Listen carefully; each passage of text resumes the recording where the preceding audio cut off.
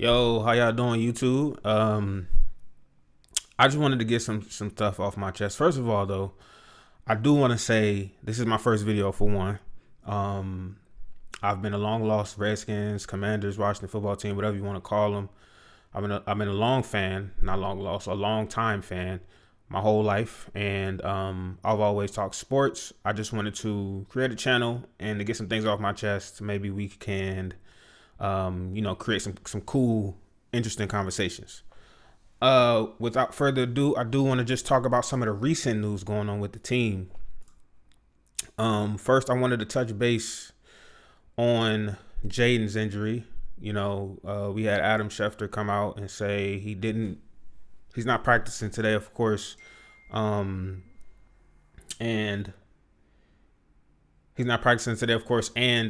he is and he said that Dan Quinn expects to play him tomorrow to see where he's at. I'm how I feel about it is I'm 50-50. I don't know if he's going to play or not. If I had to choose, I will say I expect him to play because I know based off what I've seen from him in college and so far this season, he's a dog. He's going to want to play. So it's definitely going to be like a coach, GM, like Adam Peters type decision to hold him out. They're not going to let him decide. So I think tomorrow when he goes out there on the practice field, they're definitely going to just be looking at him to see how how his passes are, see if he's wincing or not, see if it looks normal. They're going to make him do a lot of. I expect them to have him do a lot of different type of passes, just to see how see if he's wincing or see if he's holding back a little bit.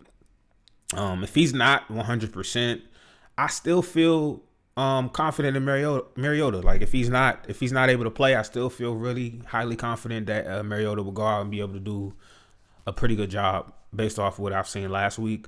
Mind you, this is a way different defense than what the Panthers have. But I mean, we're going to be running the ball a lot anyways. We've been running the ball a lot this season to begin with. But I do feel confident that we can still get a win this Sunday with Mariota. If I had to choose, though, I do think Jayden Daniels will play, like I said. But it's up in the air right now. It's up in the air. I will be at that game, so I hope Jayden plays. I want to see him for the first time in live action. So I do want to see him this weekend. But if he's not good to go, I don't want them to rush it. They're not. This coaching staff is miles beyond anything that I've seen in my lifetime on this team. Like they seem like the type of people who are going to take the necessary precautions with a player and not rush anything, not put them in harm's way. So I fully trust them. Like I just want them to do what they need to do, or do what they feel is best to do for the team and for the players. And if they say Jayden can't play, I fully agree with that. I'm fully behind that. They haven't given me anything to make me want to second guess them yet this season. So if they say he can't play, he can't play. But they haven't came out and said anything broken or anything lacerated or anything tore. So that leads me to believe it's something very minuscule. They also said it hasn't been. It's not something that is going to be long term. It's not something that's going to affect them long term. But if Jayden isn't able to play like he's been playing, or play how he is capable of playing, don't throw him out there. Like, yes, we want to win every game that's on our schedule, but let's win with him fully 100. Let's not. I know they said it's not long term, but let's not re-aggravate it. So just wanted to touch base on that. And again, it's 50-50, but if I had to choose, I think he will play. Also do want to talk about some of these recent additions that we've been talking about. I just want to touch base on the defensive end side with some of these players that we've been linked to getting. The first one is Harold Landry. From what I've seen and looking at his stats and just looking at some of his highlights, again, I don't know a lot about him. I don't really watch the Tennessee Titans like that. But from what I've seen, seems like a really solid player. He's a second-round pick in 2018. This season so far, he has 4 sacks, 15 solo sacks. And that's not bad. That's not bad for a DN so far this season. And it's something exciting. It's something exciting. It's something that we need as a team. We need some guys to make some plays on this defense. So and I do want to add on to this. Like this defense has, I feel like we've been playing way better than what we've expected. Like coming into the season, we knew we didn't have anything on this defense besides our interior guys. And one of those, Jonathan Allen, is hurt, and Deron Payne is the only one left. Beyond Deron Payne, I didn't know what to expect. I didn't know we would be getting this good of a play from Louisville. Like, I knew he was a good player, but he's been playing lights out this season. I didn't really know what to expect with our other linebacker. He's skipping my name. He's skipping my mind. I can't think of him. But I didn't expect anything coming from this defense. I kind of expected us to be on the lower end, and we are on the lower end. But I feel like we've been playing a little bit better than what was expected, and that's a very improvement. So, Harold Landry, I feel like he can definitely help the team, and I feel like he wouldn't really cost that much if we did trade for him. If it's anything below like a first or a second or a third, I think if we did trade for him, I would want a I would hope it would be like a fourth or lower. Just because I would allow to keep our higher draft picks. I know we got 2/3, but I'd rather keep those 2/3. The only way I'm even thinking about giving up a third round is it have to be a really good player, like a well-established player, like somebody that we know is gonna make an impact on the field, a crazy impact on the field. Another defensive end that we've been linked to is Darius Smith. His stats aren't that bad either. He's a little bit older though. He's 32. Harold is 28. And they have around the same sacks. They both have 4 sacks. Zadarius Smith has 12 solo sacks. They're not like the best. They're not top 5 or even top 10, I would say, defensive ends. So they're not like gonna make they're gonna make a difference. I think if we got either one, they're gonna make a difference on this defense. But they're not gonna, they're not like a Max Crosby type or a Myles Garrett type. So I do think they'll definitely help the team. If I had to choose which one, probably Harold, just because he's a little bit younger. He's 4 years younger. Not even a little bit. He's 4 years younger. And they look like they're putting out the same production so far, at least this season. Harold does have plenty more pass deflections, which is for a DN, which is very, very solid. Very solid. I think he has, let's see, because I was looking at it earlier. See how many pass deflections he has. Let me see.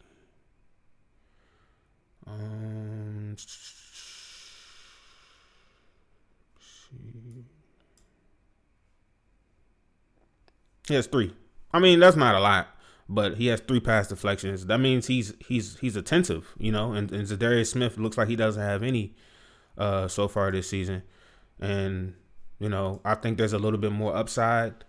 But either one, I think will greatly improve our defense at the right price.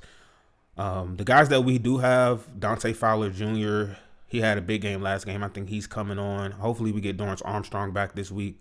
I think the guys that we do have been, playing at least up to the standards that we expect them to play. I hope they can continue that. But we do need some help in that defense. Now, we do need some cornerbacks. I would like Denzel Ward, of course. I would like the cornerback from the Jets. That's he should be available this offseason if Jets don't re-sign him. But I do want a corner. I feel like that's the most important piece that we need right now. But I don't want just any corner. I want a corner who's actually going to come in and be a much better corner than what we have. If not, let's just hold our chips, maybe get something from the draft or wait till the offseason.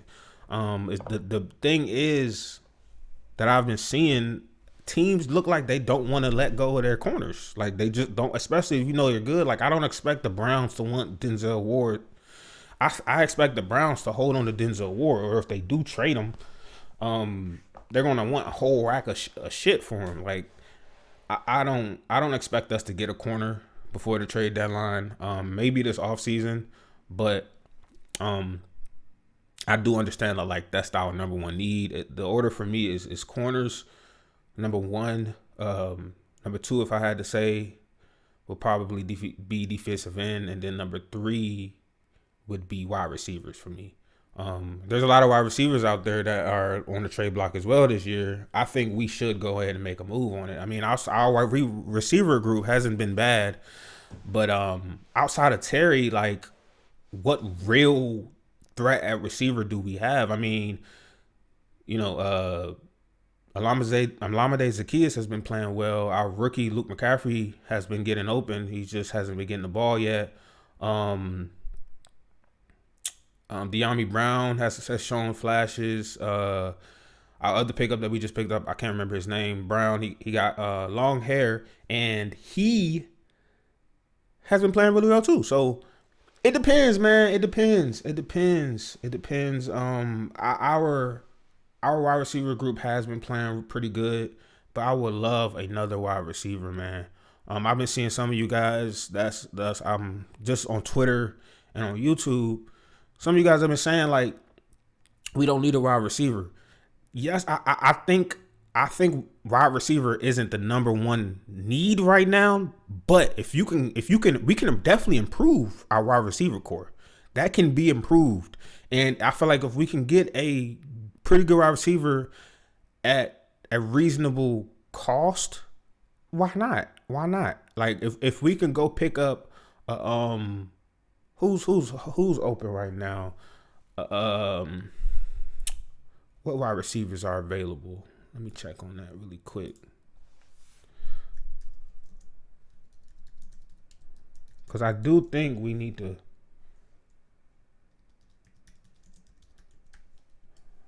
go ahead and look at that, man. Do think we can Cooper Cup? I mean, I think he can help now. I don't think he could. I know our name has been linked between getting Cooper Cup lately and Deontay Johnson. If I had to choose there, I would get Deontay Johnson. I feel like he has a little bit more upside. He's younger. Cooper Cup, I don't see why we would trade for someone who's aging. Yes, I feel like he can definitely help our core, but I don't really like trading for aging stars, especially when we have such a young team and we're such improving. Like I know we've been playing good this year. I don't expect us to really do much beyond making the playoffs, maybe winning one game. Obviously, if we go to the Super Bowl, obviously I'm gonna be hyped. But I don't expect us to go past like making the playoffs and maybe winning one game. I want something that's going to be, if we're going to trade for a wide receiver, I want that to be somebody who's going to grow and be here for a few years. So I would go into Deontay Johnson range, and I'll probably give up maybe like a third for him. But I mean, at the end of the day, it's all speculation of what we want. I know as a lot of people have, their opinion on what we should do, but based off of what Adam Peters, Dan Quinn, and them boys have been doing this season, I fully trust whatever they do. If we don't get anybody at the trade deadline, that means there wasn't nobody to get, or teams is trying to lowball us, or we didn't think any of them guys was worth giving up our assets for. And I trust Dan Quinn and Adam Peters and everybody else in that decision, because they've done such a great job with what they have this season. You gotta give them the benefit of the doubt until they start putting together bad decisions. I don't even want to speak that into existence. I hope they continue to do great, but you got to give them the benefit of the doubt for right now. You got to. But yeah, based off of this weekend, let's get back to this weekend game against the Bears. Whoever plays at QB again, I'm not too worried on if Jayden Daniels starts or not. I think we still have a really, really good chance of winning this game.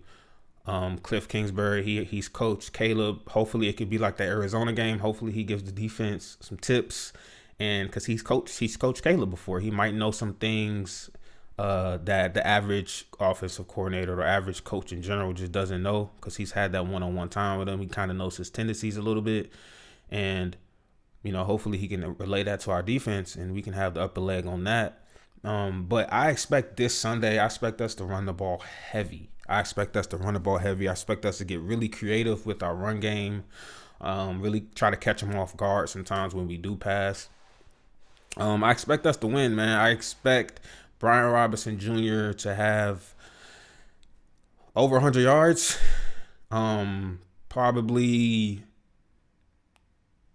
I would say 12, 13, 14, maybe 14 carries. A touchdown or two.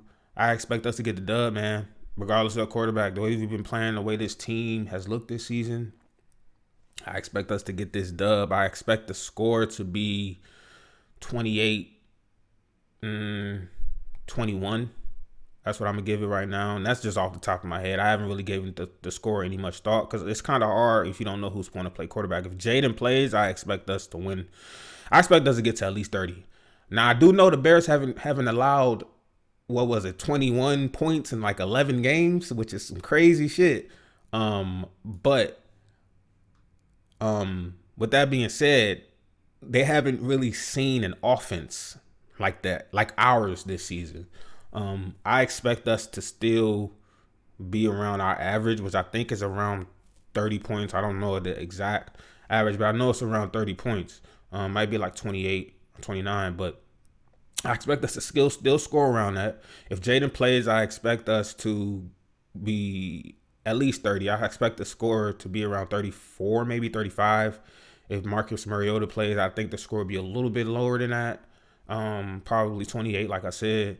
But our defense hasn't really played. And I was listening to Rio. Shout out to Rio Robinson. He did bring up a good point. Our defense hasn't. I like to see our defense against a rookie quarterback. And hopefully, like I said, Cliff Kingsbury can give Roywood Jr.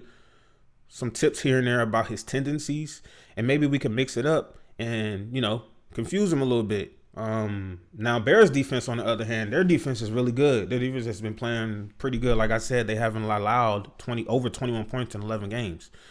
And Caleb does seem like he's starting to come into his own. So it's going to be interesting this weekend. It's going to be very interesting. And I'm excited to see it. Like I said, I'm going to be at the game. Probably get some videos, some photos. Probably post them on the channel for y'all, man. And but yeah, that's it for me, man. I appreciate anybody who watches this video. Please click the like and subscribe button when you get the chance. It'll definitely help me a lot, man. And if this video gets a little bit more views, definitely start posting more. I'll probably start posting more anyways, because I've been meaning to do this for a long time now. So, man, again, man, thank y'all and peace out.